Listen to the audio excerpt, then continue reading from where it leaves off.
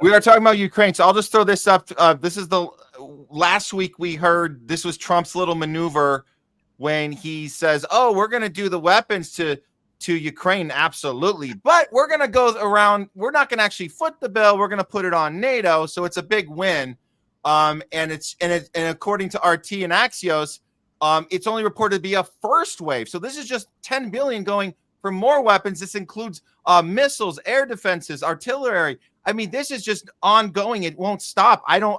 This can't be sustainable. But we heard this last week, and there's not really much, pushback coming at all, because as we all know, the Ukraine issue is one that both parties are 100% aligned on. So when you have these type of weapons deal, nobody's pushing back on the Democrats or the Republicans. So what's going on here, Don? Can you give us a perspective here on, how bad is this right now? And can I really quickly, Don, just also add to his thing? How do you feel now as opposed to April, May? I went out and shot a pilot because I thought they were going to end this war and be back to business. But what are your feelings now today where we sit as opposed to the possibilities that were 4 months ago? Well, first, you should have called me and asked me about that before you invested the time. Because 8 years ago, almost to the day, Trump ran in 2016 saying he was going to settle, the business with Russia, and we should make money with them instead of getting ready for a war and all of that stuff, and discussing Ukraine, what really happened with Biden and all of that. And that was one of the reasons that a good number of people voted for him that would have never considered voting for a Republican or particularly for him. And yet what happened was in mid-July, I think it was July 16th, if I'm right, somewhere around mid-July of 2017, the House of Representatives voted almost unanimously to slap sanctions on Russia, not just more sanctions on Russia. Trump was talking about, the same way he's doing now. Well, the president has vast powers. I can lift some of those sanctions, and it gives me leverage for negotiating and yada, yada. He was trying to move towards that against basically the establishment of both parties and whoever really owns them. And so the move was that they almost unanimously, after the New York Times is calling him Putin's puppet, and like Charles Blow, I think, was actually calling for him to be charged and convicted of treason, which carries a death penalty. So they voted almost unanimously. It was you got 435 members of the House and 100 members of the Senate, so 535. Out of that, something like 517 voted to impose additional sanctions on Russia, and by the way, on North Korea, who he had gone from, here's my button, it's bigger than yours, I'm going to blow you up, to, hey, I can make some deals with this guy, and on Iran, who suddenly, seeing what had happened with North Korea, thought, oh, wow, all that stuff he was talking before is just a prelude. He's going to do what Nixon could go to China and make some deals. There were some hopeful moments there that got completely usurped by the Congress, because Trump now, A, was going to be overridden if he vetoed it, and so it was going to become law, and B, had to either take that as an additional 24/7. Trump sat in front of me in kindergarten and used to pass gas. Trump dated my sister's dog. All the 24/7 that has been going on since he announced he was running. Now, I don't give a good gosh, golly gee willikers about him. He's a slime ball like the rest of them. That's the nature of the beast. But in terms of looking at what are we seeing with output with respect to U.S. policy towards Russia, despite what this one or that one said they were going to do, you have to consider the mechanical operation of the thing we're looking at, which is the U.S. government and the making of foreign policy for the U.S. government. And the raising of these questions by Trump, which has been a novelty since maybe Gerald Ford, really Richard Nixon, because even Carter started the Cold War back up. Raising of these questions is a novelty. And whether he did it to sucker us, quote unquote, in a dance with somebody else doesn't matter. What we're looking at is an environment where somebody decided they had to do that. What exactly has changed? What does it mean in terms of our being able to actually achieve? We actually want the policy of peaceful relations with everybody. And if we're going to have it, we're going to have to be the actors.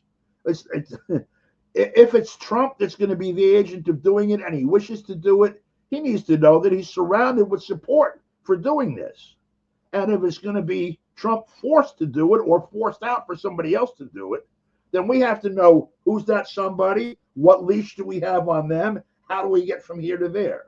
This discussion about it as if we're talking about great men of history kind of thing, this powerful player or that powerful player, this one's full of shit, that one's not, maybe today that one is. It's all that's the shit show over there. The policy gets made, okay, it does get made. There's a way that it gets made, and there's a way that people, insurgents, challenge the policy, whether it's visible to us or not, because it does change from time to time, but it hasn't changed with respect to the U.S. having a dominant role since in the world, the dominant role in the world since at least World War II. And every time that there's been an acceptance by some in power to, well, we don't really have to run everything. Maybe we can, partner with some people on this or that, like JFK at American University in June of 1963. Then bad things happened to them. The bad thing that happened to us in Trump's first term was that the minute he was about to sit down and talk with Putin and discuss a realignment of U.S. policy with Russia, no matter what he intended to do with it, he was circumscribed from doing that by the Congress in a lockstep that I haven't seen on anything before. I mean, the what do you call it? The Gulf of Tonkin resolution was almost unanimous. It was 98-2 in the Senate. The numbers like that in the middle of the Cold War. That's where we are. So I don't know what it is he could do if he really intended to do this. And I don't know whether he really intends to try to solve this problem or not. And I think we should try to discover that as honestly and accurately as we can. But we have to look at, regardless of what his intent is, what are the implications of not being able to achieve that policy when you had a majority of votes for president at least willing to accept that change in policy, and a good chunk of that actually voting for it, and the system denying it? Is there some frustration in the people that we can organize and apply as a lever, either to force Trump's hand? Not hard to leverage him if we would play the levers. He's got a good chunk, if what we're looking at is accurate, which is another question altogether. But he's got a good chunk of the established order, trying to take him out, like from day one almost.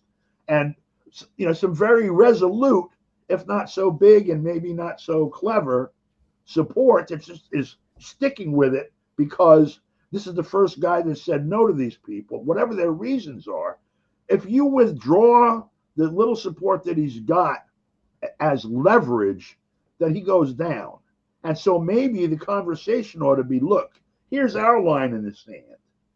We want peace with Russia. We want peace with China. We want peace with Iran. We want peace with everybody. We want you to remove the sanctions against Cuba, Venezuela, Nicaragua, Zimbabwe, all these places around the world. We want normal relations with other human beings around the planet, and we want you to do it. That's why you have the job. Yeah. And so we will hang with you. We will support you. We'll go on the street for you if we actually have somebody that's trying to do that. And if you don't do it, we don't give a damn what they do to you, because they're as bad as you are, as bad as they are.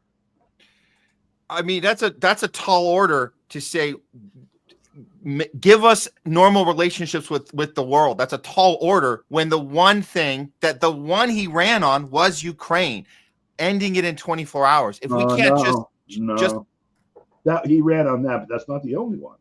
No, but I'm saying that one is as simple. That was the That's as simple as it gets, right? No, That's this is the thing you said. You're doing the exact opposite. It's as cut and dry as can be when you continue to send money. How is there a way that, because I'm with you, Don, on like, let's get that overall message of just stop it with the bullying and these effed up relationships we have with everybody. But can we at least start with Russia and the Ukraine situation, knowing you have to start. I'm just saying, it's knowing that there's no other way this thing can end. And a lot of people don't really understand that. They wanted it to end, but they don't even understand that there isn't really any other option. Ukraine can't win this thing. I think, can we start with that? Can we educate people? You can start anywhere. Okay. You can start anywhere. Starting there isn't going to accomplish what needs to be accomplished. That's the problem. The public here in the country doesn't understand the world at all. They've been looking at it through the media since they were born, all of us. And, some of us have looked beyond that, been other places, talked to other people, been involved up to our elbows or our waists or whatever. And so we have a sense of what this beast is, how it works, what its nature is, what it smells and tastes like, all of that other people don't. They're looking at it through like a surveillance camera with somebody giving them a narrative about what they're looking at. The reason to make peace in the war in Ukraine isn't because this one is right and that one is wrong. The reason is, number one, there should be peace everywhere, and number two, this is a major nexus point for the real power that is behind most of the war in the world. I would say all of it in one fashion or another.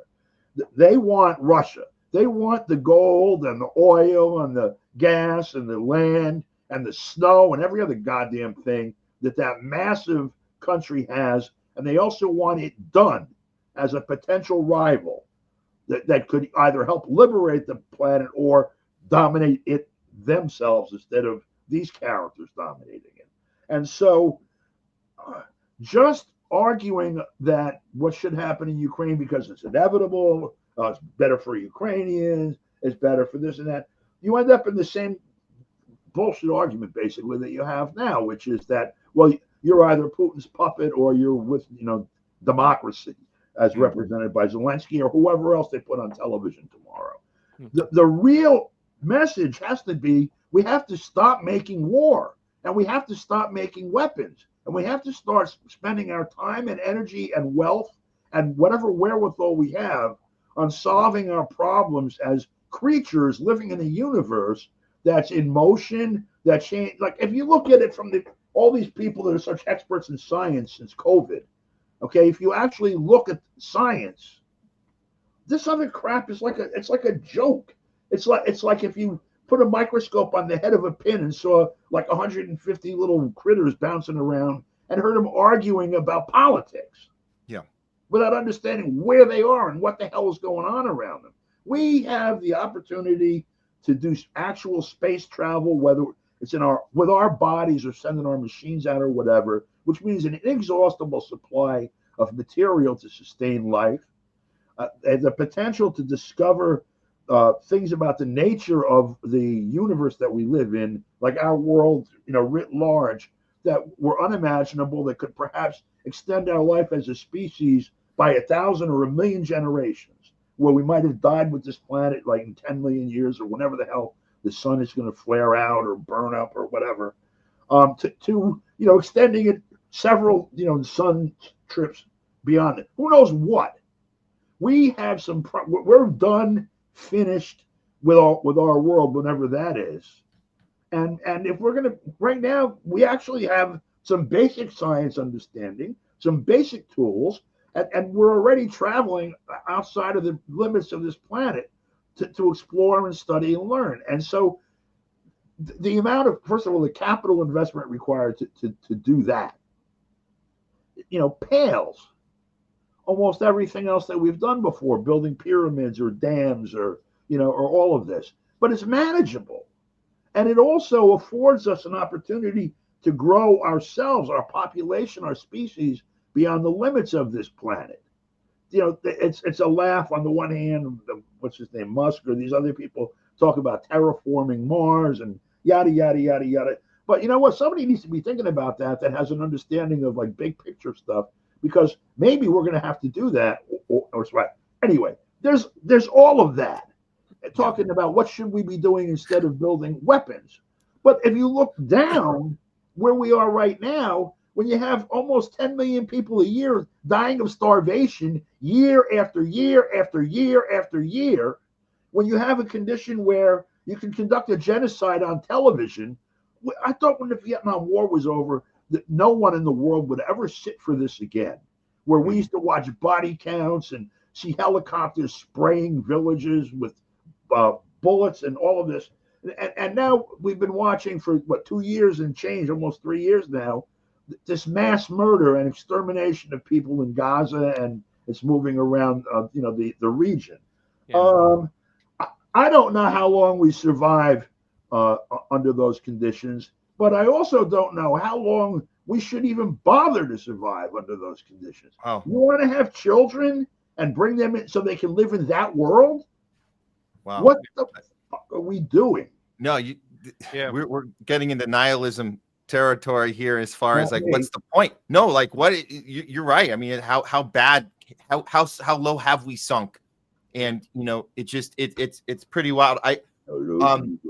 Craig, do you want to piggyback off that, or I wanted to play? Yeah, I wanted to just really piggyback off there because I do really know what Don's saying as far as the discourse and the conversations that weren't there that are now here. That's very, very valuable. And I'm not worried so much, nor do I think it's just dangerous that people are still sticking with Trump despite everything. You know what I'm saying? Despite all the woes, besides the disaster, the Epstein situation for his base really hit hard. I don't know why it took kids, being trafficked and not kids from Gaza for them to say no more. He was the peace president. But what I'm worried about is that people are still buying into the system with Donald Trump. That's the problem I have. They're still buying into the two-party illusion. I mean, the way that, people during the George W. Bush time, the Republicans around the Thanksgiving table would echo the same thing. Like when they call Trump a Nazi, well, they called Saddam Hussein a Nazi there too. So it's the same type of language that happens over and over again. And I do think the thing that needs to happen is that we have to have a break from the two-party system, right? Like we have to realize that I have a little leeway because we had Obama, and we said the same things when Obama was in. Oh, it's the lesser of two evils, Don. They're saying that now. What would have happened if we would have had, McCain? What would have had Kamala? So they're saying the same things. It's ego. They don't want to admit that they were wrong. And towards the end of the show, I'll explain to you in closing, Don, at the end of your segment, why we know that Donald Trump is planted and put there for a reason to advance an agenda. But as digressing back to Ukraine, what does he want, Don? What does Donald Trump want to end this war? What is he saying that he wants?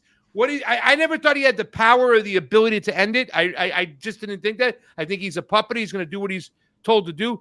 But what is the marketing saying? Why is he not only just continuing with sanctions, he's going secondary sanctions now. He's taking this shit to the next level and telling the BRICS nations, that's it. It's square off time. Whistle, put your stick down. Let's go. What does he want, Don? This is 8 years later, and it's like version 2.0. We have the same thing we saw before. I mean, again, we're talking about trying to decipher something that's indecipherable. We can make educated guesses, deductions. This is what he's thinking. Obviously, this is what he intends to do, et cetera, et cetera. I don't think we can, first of all. And secondly, I don't think it matters what he intends to do.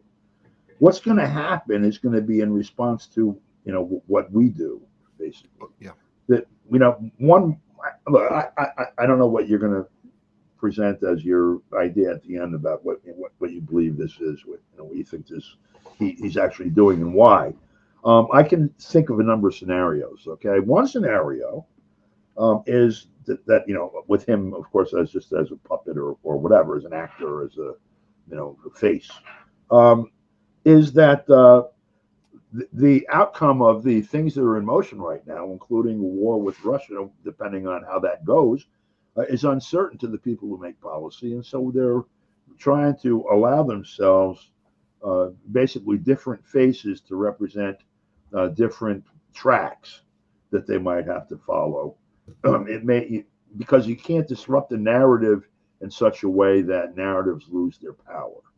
So you had all the crap that we heard before about Russia and Putin, and then the crap about Ukraine, and the crap about NATO, and everything about it being vulnerable, and all this kind of shit.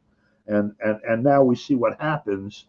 And so now either somebody here, there, wherever the hell whatever hole they're in making policy, is going to have to decide, well, are we going to do like a full-scale war? Or are we going to do maybe a slight nuclear exchange? Or are we going to just, back off that track entirely and see if we can get Russia to partner with us against China? I mean, there's all these different things that are possibilities for the elite here to handle the next phase.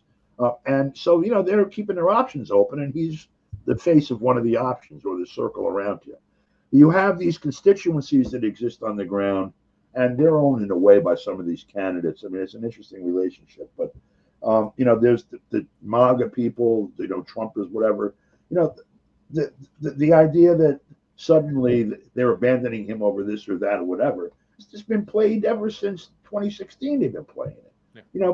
Just because you have, this particular guy, blogger or whatever, suddenly is dogging Trump because of Epstein, and that was a major thing that's not how things work. I'm looking at they're playing it today. All right, Trump they thrust with Epstein. He parries with, here, I'm releasing all this shit about Martin Luther King that people have been begging to be released since 1968.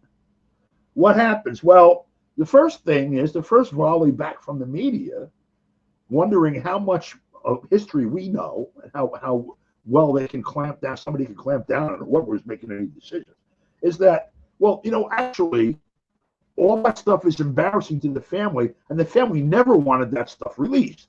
I saw that today, and they were talking about Martin Luther King III, and Bernice, I think, King, are the two surviving kids.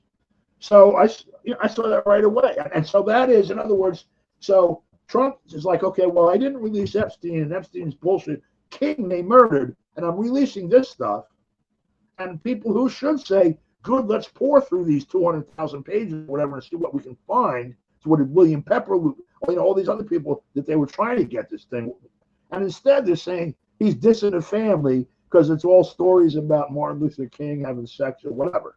And so, unfortunately for them, I mean, I saw it on Reuters, AP. That was the spin. I knew Yolanda King. Okay, I met her twice, and she, by the way, was aggressive about trying to get to the bottom of the murder of her father. She was, key, instrumental in the thing that William Pepper. You familiar with Dr. William Pepper's work? He held the trial. He ended up representing James Earl Ray with the permission and the whatever cooperation of some members of the King family. I think Coretta Scott King and Yolanda. And what they found, of course, was that James Earl Ray wasn't the one that killed Martin Luther King. The FBI killed Martin Luther King.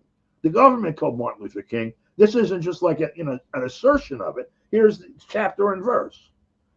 They wanted that. So the big thing becomes Epstein. Well, okay. So the guys that voted for Trump to end the war in Ukraine, to make better relations with North Korea, because he was doing that last time, you'll recall. Yep. And to do whatever other things are, to turn down these wars, basically, those same people are going to walk to where? Over this Epstein shit, which, by the way, has not fully expressed yet. We don't even know what the hell really is going to come out of that. That I know more than an average bear about Epstein, because I know one of the guys, his cellmate, right before that we think murdered him. What's that guy's from here, from Briarcliff, Tartaglione, and Nick Tartaglione. He was a Briarcliff cop, and he was a cellmate with Epstein. during the first suicide attempt. Yeah. And then when he's removed, the suicide attempt was successful off camera. I don't know how that was. Yeah. You know, look, I mean, I don't know what you advocate, and I'm not advocating anything, by the way, except to make damn sure that you know what you're doing and not be. There's a whole legion of people that want to isolate Trump further. The only people he's had for support in the public domain, they all got that. You know, are people over policy, and most of the policies are contrarian. You know, it's ironic now that while they have a vote in the House, that all the Democrats are demanding Trump release the Epstein files. Yeah. Why didn't they walk into Biden's office while he was sleeping and go through them himself? Because they don't care about them. They never did. You weren't allowed to talk about Epstein when it was Hillary Clinton, and they know that they don't have the votes to do it. So they're just virtue signaling. But let me tell you, let me push back against you really quickly, Don. I'm sorry to cut you off. I'm just saying it's just happening in a coordinate fashion. Yeah, but I still want to push back against you. Go ahead. Anytime I get the opportunity to, Baba, I wanted to take advantage of it. So you said there's a whole bunch of people that still want to isolate Donald Trump, but it's not like it was in 2016. It's way different. You see the media, sometimes the Democratic media, get behind him, especially right now since he's made this pivot to Joe Biden's position on Ukraine. Yeah. They don't call him Hitler a third as much. Right. They don't say he's misogynist a quarter as much. Yeah. You hear Stormy Daniels every once in a while. Remember when he bombed with fact, the mother of all bombs on Syria? They did the same thing. Remember? Read Zakaria, right? Yeah, when yeah. he's today, Donald Trump became president, Yeah, right? right, That kind of mentality is back, and it's nothing like it was before. There's talk of impeachment, but there's not really any moves of impeachment. So I see things as a lot different, and not to mention. I see that. Yeah. Not to mention, just like certain Republicans can't get things done that Democrats can get done, NAFTA being the best example. I don't think Reagan would have been able to get that across the finish line. Come Clinton, we got you. Don't worry, working together. You see a lot of that taking place right now with the Fourth Industrial Revolution. And that, you know, if you just look at what Palantir is doing, and that's Donald Trump signing that over, and the Genius Act that passed the other day. Hey, central bank digital currencies aren't here. They're not coming, they say. But guess what? They can do the same thing through stable tokens, which they're going to do, which Trump's family is very heavily invested in. You know what I'm saying? Right. But he is advancing, and this is why I say he's nothing more than an actor. I won't wait to the end. I'll say it now. He is advancing the Fourth Industrial Revolution, the security state. He is getting the conservatives using the fear of immigration to get them on real IDs. Track and trace systems are here. Stable coins will be replacing the CBDCs. That is all in play now. It is signed. This is what he is doing. Larry Ellison, he is advancing the areas in which the Democrats could not. He was put there on purpose, and I believe he never intended on ending, nor did he have the ability or the power, ending the Ukraine war. So that's just my skinny on the whole situation. I'm with you on all of it, and I'm uncertain about the last thing. And so I don't know what his intentions are.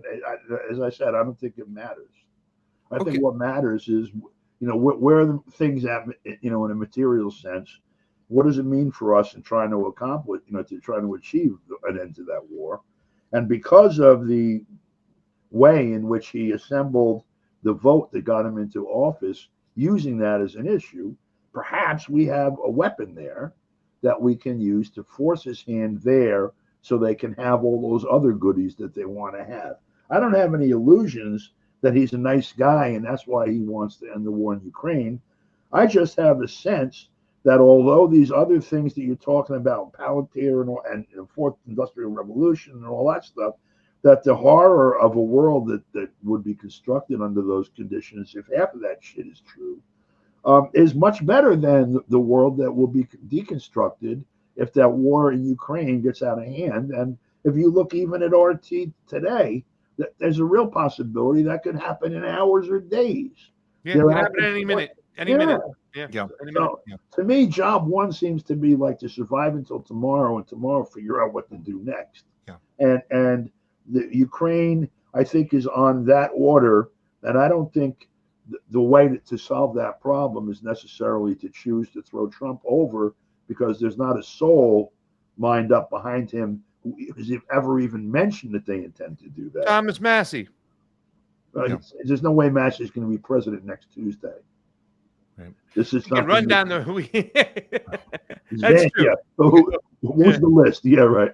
Hey guys, I want you all to come to a party in Washington D.C. next Tuesday, except Massey. You stay home. You see, Trump went after Massey hardcore too. So. Yeah. Uninvited. All right, so let's circle back to Ukraine here, because all these things, look, how we got here, what Trump's intention was, what it isn't.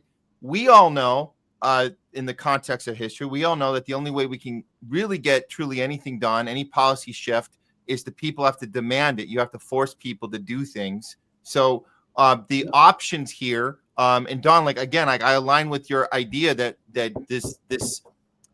this overall concept that Trump was supposed to be the guy that made relationships better, that he was this peace president, that's kind of all out the window. I mean, if we can get there somehow, someday, one day, years from now with someone else, fine. But right now, the baby step is we start with Ukraine and we say, this is the thing. This was the thing you ran on.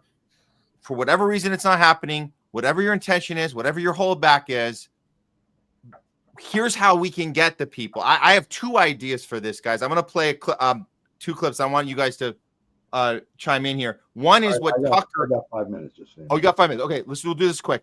One is Tucker's approach, where he's reaching out, talking to journalists in this one in Germany, getting more of an international discussion about why Ukraine's a failure and has to admit that they lost, just in a sense of cutting losses. So this is one approach. It's just cutting losses. Forget being a Putinist. Just be real. Be a realist. Right. Wanted the West to back off, but in some basic way they won, and we have to acknowledge that. And it's really hard for I'm not in favor of Russia winning anything. I'm American. I want to win, but that you can't lie to yourself. They won, and so on the basis of in which way did they win? They took land and they don't have to give it back. And short of bombing them with nuclear weapons, we can't make them give it back. That's called victory. And the victor gets to set not all the terms, but as Germany found out, a lot of the terms. So, okay, those are the rules. Those are the rules not of international law, but of life. The winner gets to set the terms. Again, not all the terms, but he gets more say than the loser does. And Ukraine is the loser. Now, I feel sorry for Ukraine. I feel sorry for Ukrainians who, like many populations around the world, have learned the hard lesson, which is you follow the kind of fickle and mercurial dictates of the U.S. government and you get killed. And nobody kind of runs to the rescue. Is he on to something here? Is there a conversation that can happen on maybe even on an international level with folks in Europe and saying, hey, we got you got to just look at what you're looking at with your own eyes and let's just cut the losses and know that it's time to move on. Is there something there? Yeah, I think it's I mean, look, this is like a PR kernel, a PR message. It's true, first of all. I think it's irrelevant also, and I think it's inaccurate in like sort of the foundational assumptions. I start, when I look at international relations, I start with you have people living on land and lands organized into these nation states, and nation states are, the constructs of the people who live here, and that's how they engage with people who live there. And we have this planet, and we've got things that we have to do jointly or, without starving or killing each other. And so you have an order in which that happens, and it should be as fair as possible for everybody involved on the ground. And of course, that's nothing like the world that we have. We are the heirs to the empires that were constructed in the 15th, the 16th, the 17th centuries, and the relations on which that they were built: slavery, land theft, genocide, and worse in some cases. The rules were never established in a written constitution by the people of the world. The closest we have is the UN Charter, which is not that, by the way.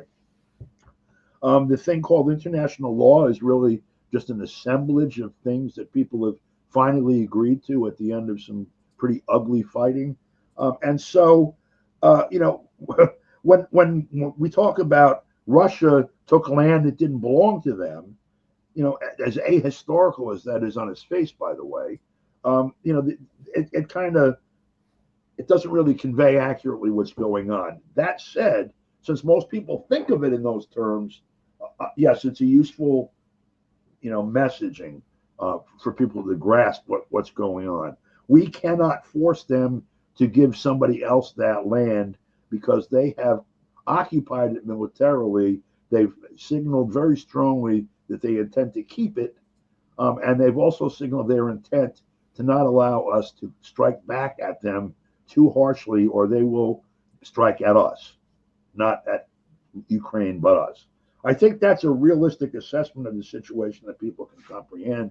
I don't think there's a lot of politicians here who are above negating that message in favor of rah-rah bullshit that they think will get him 8 more votes and a couple of $100,000 more from Grumman or whatever. So I think it's a scary moment on that account, but I think that what Tucker is doing is useful to the effort to not have the war continue.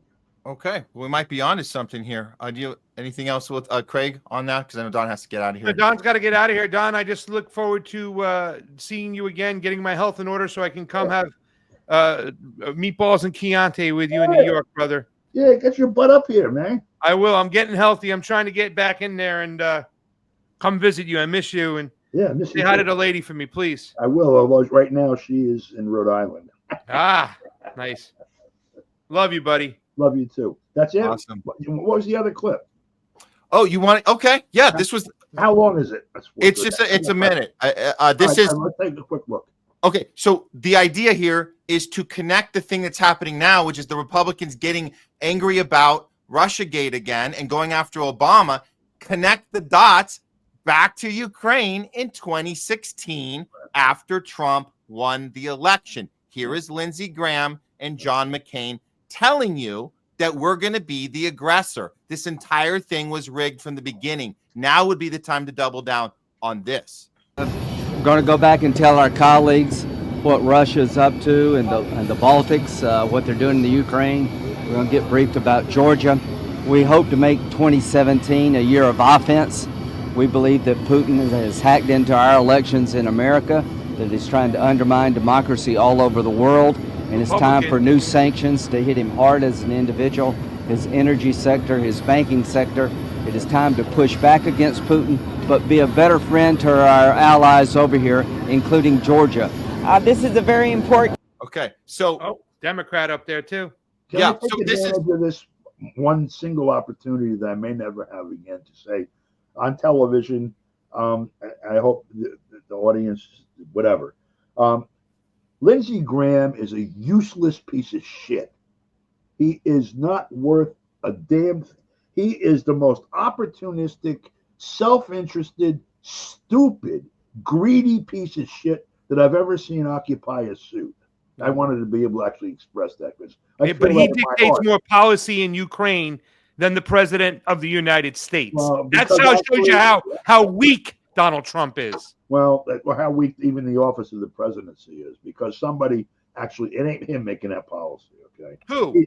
It's not Graham and it's not McCain making that policy. Yeah, but once again, his policy are the ones that are going through, and Donald Trump, by law, could just pull the chain.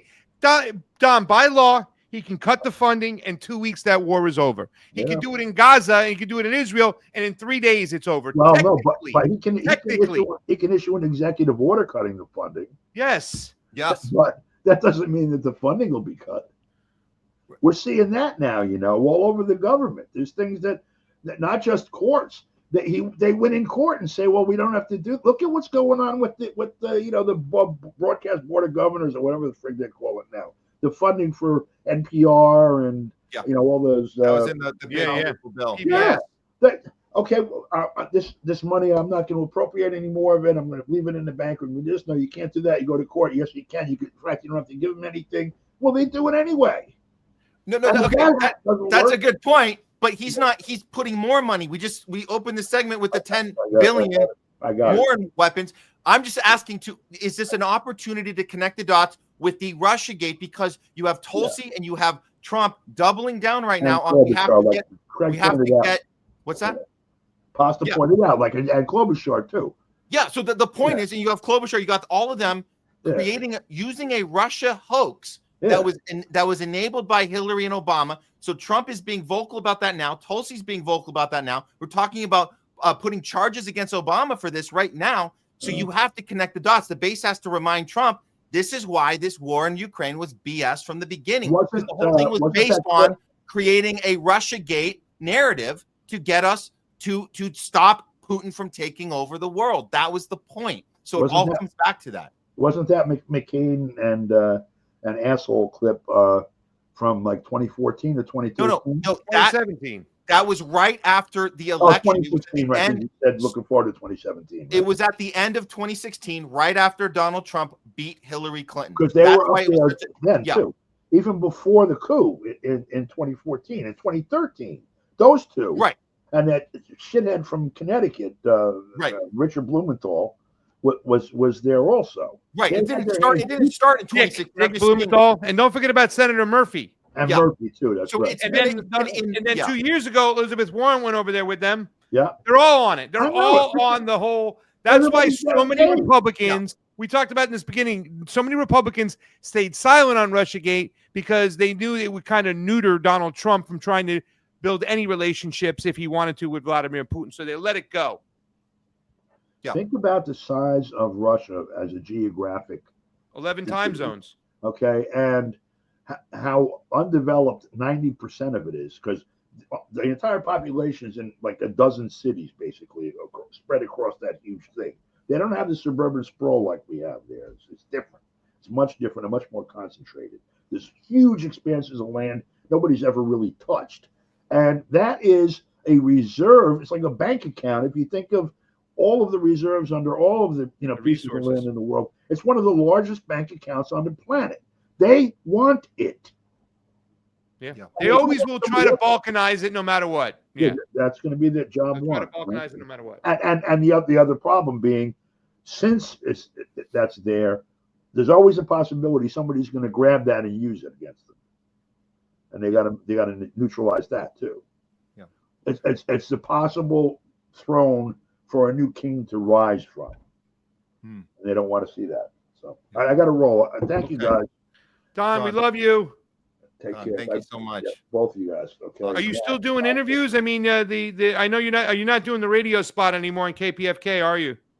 No, not since they canned me right after the election. Yeah, I know. The Tony Montero video they didn't like. Well, two of them. I interviewed Tony a couple days before the election, and he referred to the MAGA voters as a bloc, as a movement. Yeah. And so the guy who was the interim program director there, the interim station manager there, who I won't name, was furious. He was very dismissive as he condemned me for trying to portray Trump in anything but the most negative light. That was, I think, how he put it. The idea that my guest Montero, he's talking about Tony Montero, that was this somehow was a movement.